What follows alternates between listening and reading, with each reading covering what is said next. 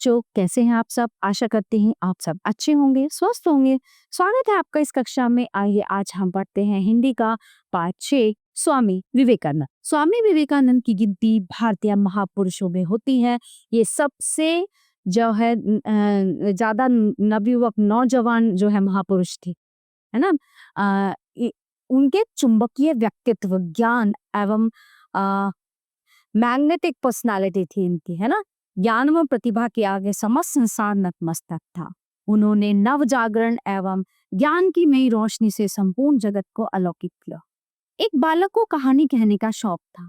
उसकी वाणी और व्यक्तित्व में इतना आकर्षण था कि उसके सहपाठी मतलब जो क्लासमेट होते हैं, जो क्लास में पढ़ते हैं, अपनी सुध बुध छोड़ देते और उसकी कहानी को सुनते रहते। एक दिन वो अपने सहपाठियों को कहानी सुना रहा था। सभी बालक कहानी सुनने में मगन थे। उनको पता ही नहीं चला कि शिक्षक ने कक्षा में आकर पढ़ाना प्रारंभ कर दिया। कुछ देर बाद जब शिक्षक ने फुसफुसाहट सुनी तो वे समझे कि कुछ बालक वार्तालाप कर रहे। उन्होंने उन्हें डांटा और एक एक करके सभी विद्यार्थियों से पढ़ाए जाने वाले विषय से संबंधित प्रश्न पूछे। केवल एक विद्यार्थी को छोड़ कोई भी सही उत्तर नहीं दे पाया। सही उत्तर देने वाला विद्यार्थी वही था जो कहानी सुना रहा था। उसकी खूबी यही थी कि वो शिक्षक की बातों पर भी ध्यान लगाने की क्षमता रखता था। ठीक है। और आज के समय में ऐसे बच्चे बहुत कम। शिक्षक ने कड़प कर पूछा, इतनी देर से कौन बातें कर रहा था?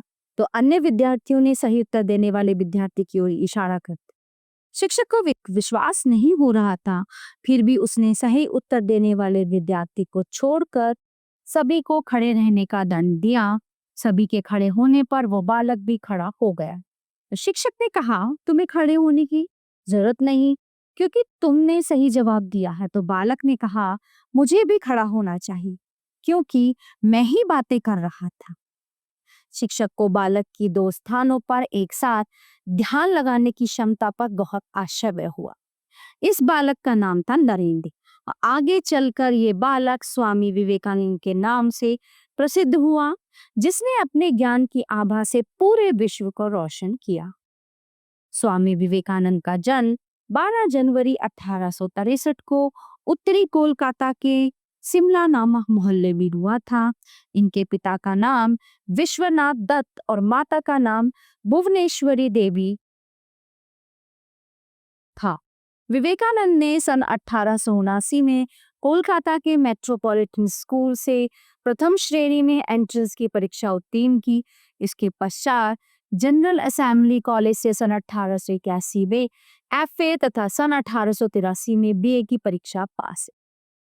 वे बड़े कुशाग्र बुद्धि के विद्यार्थी थे। उनकी प्रतिभा से प्रभावित होकर कॉलेज के अध्यापक विलियम हेस्टी कहा करते थे, नरेंद्र नाथ सचमुच ही एक जीनियस है। मैं बहुत स्थानों पर गया हूँ परंतु इसके अनुरूप बुद्धि और बहुमुखी प्रतिभा कहीं नहीं देखी। विवेकानंद में आध्यात्मिक तृष्णा भी बहुत तीव्र थी। वे बचपन में खेलते खेलते ही गहरे ज्ञान में डूब जाती। साधु सन्यासियों को देखते ही अनजाने आकर्षण से दौड़कर उनके पास चले जाते थे। वे भजन कीर्तन में भी भाग लेते थे और बहुत मधुर स्वर में गाते थे। उन्होंने ब्रह्म समाज को अपनाया।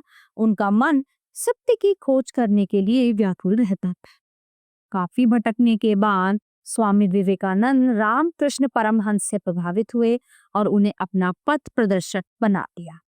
स्वामी रामकृष्ण भी विवेकानंद जैसा शिष्य पाकर अति प्रसन्न। रामकृष्ण से मिलने के बाद विवेकानंद अध्यात्म की ओर झुकते गए। उनके मन में वैराग्य की भावना प्रबल होती गई।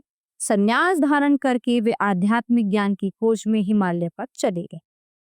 हिमालय पर्वत पर स्वामी विवेकानंद ने कई वर्षों तक तप साधना की।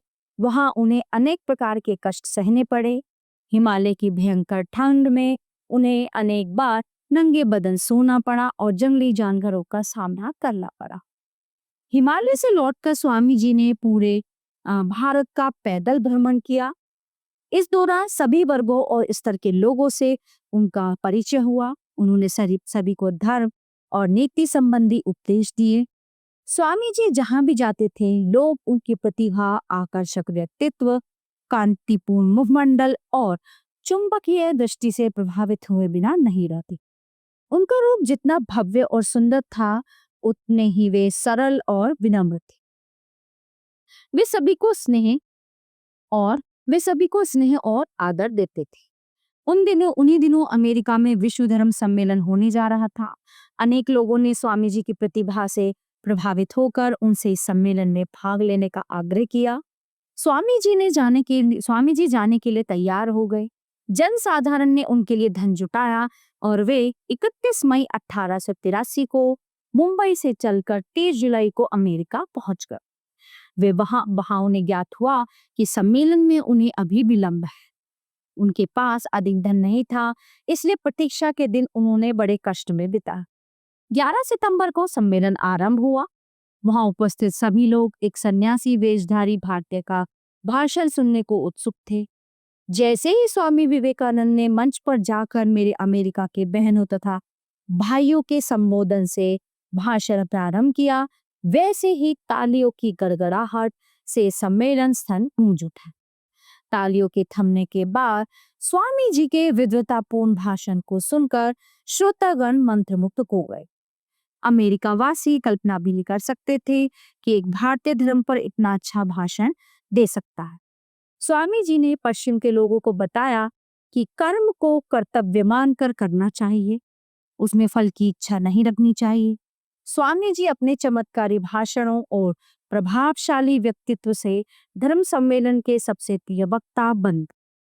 श्रोताओं को अंत तक रोकने के लिए बस इतनी घोषणा ही काफी थी कि प्रार्थना से पहले विवेकानंद कुछ बोले। वहां के समाचार पत्र स्वामी जी की प्रशंसा से भर गए। शिकागो के राजपथों पर उनके चित्र लगाए गए। सम्मेलन समाप्त होने के बाद स्वामी जी ने अमेरिका के अनेक नगरों में वेदांत का प्रचार किया। इसके बाद वे यूरोप गए। पेरिस एवं लंदन में उनके भाषणों को सुनने के लिए वहां के निवासी उमड़ पड़ते। वे स्वामी जी के वेदांत से बहुत प्रभावित थे। वहां के लोगों में उनके प्रति श्रद्धा और भक्ति इतनी अधिक बढ़ गई कि अनेक लोग शिष्य बनकर उनके साथ ही भारत चले आए। 3 साल अमेरिका और यूरोप में व्यतीत करने के पश्चात स्वामी विवेकानंद 16 दिसंबर 1896 को जलियान से स्वदेश के लिए रवाना हुए। 15 जनवरी 1897 को स्वामी जी जब कोलंबो तट पर उतरे तो वहां उनका अभूतपूर्व स्वागत किया। 20 जनवरी को स्वामी जी जब कोलकाता पहुंचे तो वहां उनके अभिनंदन की बारिश आ गई। पूरा कोलकाता अपने विश्व विजय पुत्र के आगमन से मतवाला हो उठा। कोलकाता ही नहीं, स्वामी जी की पाश्चात्य देशों में सफलता पर सभी देशवासी गर्व से भर। देश विदेश में अविराम भाषणों और भ्रमण के कारण स्वामी जी का स्वास्थ्य गिरता चला गया, परंतु उन्होंने इसकी परवाह न करते हुए 1897 में रामकृष्ण मिशन की स्थापना की और देश भर में इसकी शाखाएं खोली। ढाका, कोलकाता, बेलूरगांव यानी कि तमिलनाडु में 7 स्थान पर सेवाश्रम खोले। सन 1897 में जब भारत में प्लेग की महामारी फैली थी, प्लेग मतलब वो चूहों से होता, तो रामकृष्ण मिशन ने पीड़ितों की सेवा। 4 जुलाई 1902 को स्वामी जी ने संध्या के समय जाप किया, फिर ध्यान में बैठ गए। रात्रि को इसी ध्यान की अवस्था में उन्होंने देह त्याग दी। उस समय उनकी आयु मात्र 39 वर्ष की। सोचे इतनी सी उम्र में ही उन्होंने कितना अच्छे काम किए और कितनी ख्याति प्राप्त करी है। कन्याकुमारी में समुद्र के मध्य स्थित विवेकानंद स्मारक उनकी स्मृतियों को संजोए हुए है। इसी स्थान पर उन्होंने अमेरिका की यात्रा करने से पूर्व ध्यान किया था। स्वामी जी ने नवजागरण और ज्ञान का ऐसा दीपक जलाया है जो युगों युगों तक अपने प्रकाश की आभा से संसार को आलोकित करता रहेगा ना। तो ये था विवेकानंद जी के बारे में पूरा पाठ जो यहीं पे समाप्त होता है। आशा करती हूँ आपको अच्छे से समझ आया होगा। मिलते हैं अगली कक्षा में। धन्यवाद।